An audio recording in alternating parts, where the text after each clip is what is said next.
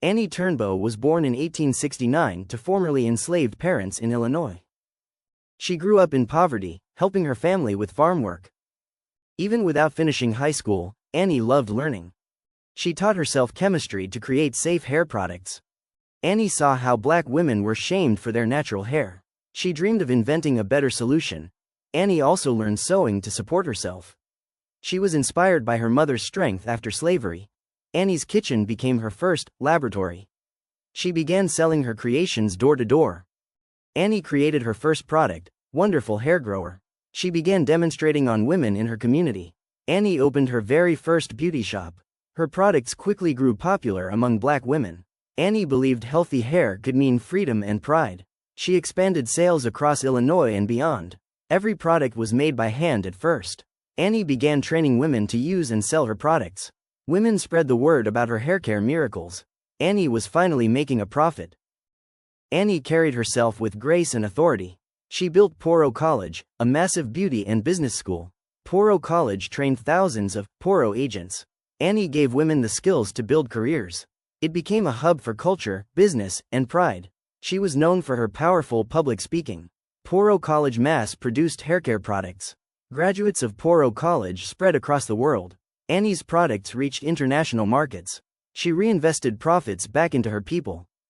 Annie became one of the richest women in America. She lived in a 30-room estate in St. Louis. Her fortune reached the millions. Annie donated huge sums to educational causes. She funded scholarships for young black students. Annie gave money to black hospitals. She created jobs for over 75,000 women. Annie believed wealth should serve the people.